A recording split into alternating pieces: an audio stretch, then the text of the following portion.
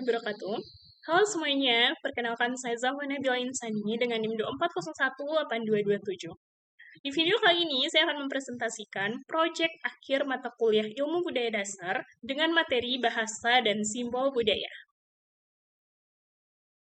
Langsung saja. Yang pertama yaitu definisi dari bahasa itu sendiri.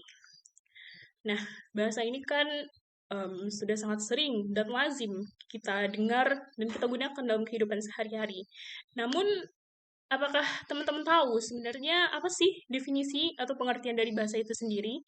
Nah, jadi bahasa adalah alat komunikasi manusia yang memungkinkan kita untuk menyampaikan pikiran, ide, perasaan, dan informasi antar individu dalam suatu kelompok atau masyarakat tertentu.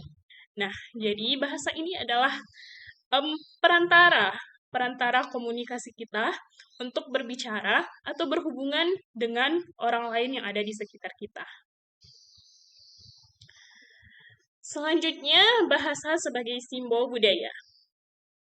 Bahasa ini bukan hanya sekedar sebagai alat komunikasi atau sebuah kata-kata yang kita gunakan dalam kehidupan sehari-hari saja, tetapi ia juga mencerminkan nilai budaya suatu kelompok tertentu.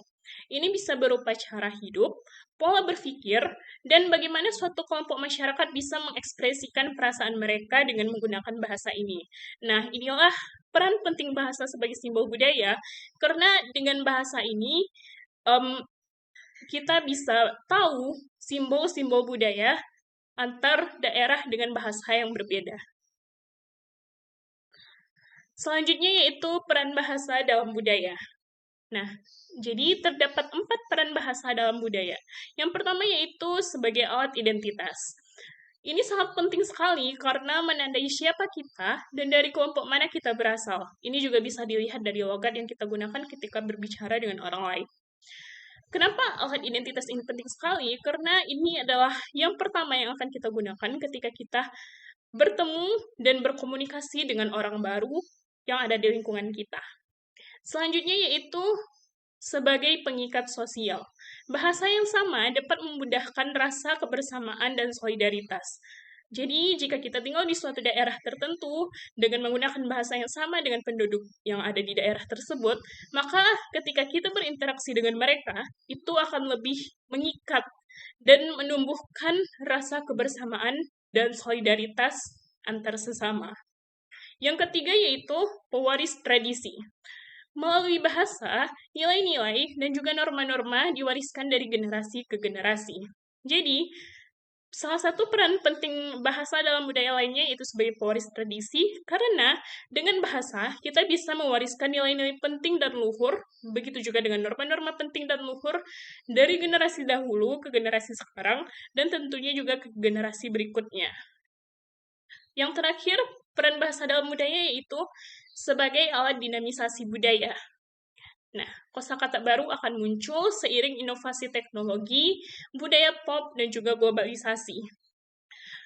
Karena maraknya pengaruh globalisasi pada saat sekarang ini, maka kita juga akan sering mendengar kosakata-kosakata baru dari budaya barat dan juga budaya K-pop.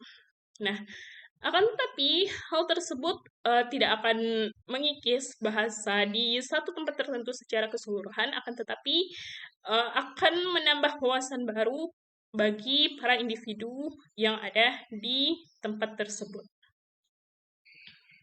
Selanjutnya yaitu, let's us compare it. Mari kita bandingkan. Nah, di sini saya akan membandingkan dua bahasa di negara yang serumpun, yaitu negara kita Indonesia dengan negara tetangga kita Malaysia. Nah, kenapa saya memilih dua negara ini? Karena Indonesia dan Malaysia itu rumpun bahasanya masih satu dan masih sama. Jadi itu masih terdengar sama, cuman terdapat perbedaan yang cukup signifikan juga sebenarnya. Mari kita bandingkan. Di sini ada beberapa kosakata. Yang pertama yaitu percuma. Nah, di Indonesia, makna percuma ini adalah sia-sia atau tidak berguna. Sementara di Malaysia, makna percuma ini adalah gratis atau tidak berbayar. Nah, jadi ini terdapat perbedaan yang cukup signifikan antara Indonesia dengan Malaysia. Yang kedua yaitu bisa. Di Indonesia, bisa ini maknanya adalah mampu atau dapat. Nah, sementara di Malaysia, bisa ini maknanya adalah racun. Ini sangat jauh sekali berbeda dan cukup bertolak belakang maknanya antara bahasa di Indonesia dan juga di Malaysia. Yang ketiga yaitu kecuali. Kecuali ini di Indonesia artinya adalah selain. Sementara di Malaysia artinya adalah sekiranya. Ini juga cukup berbeda. Dan yang terakhir yaitu kata pantas. Di Indonesia, kata pantas ini memiliki makna layak atau patut. Akan tetapi di Malaysia, maknanya adalah cepat atau laju. Ini juga cukup berbeda. Jadi dari beberapa kata-kata yang sudah saya bandingkan ini, kita bisa melihat bahwa bahasa daerah yang serumpun itu yang terdengar sama, itu juga memiliki perbedaan yang signifikan dalam artinya. Jadi, setiap bahasa yang ada di daerah tertentu itu memiliki keunikan dan ciri khas masing-masing. Oke, semuanya. Mungkin sekian presentasi yang dapat saya sampaikan. Kalau ada salah dan jangan mohon maaf. Wassalamualaikum warahmatullahi wabarakatuh.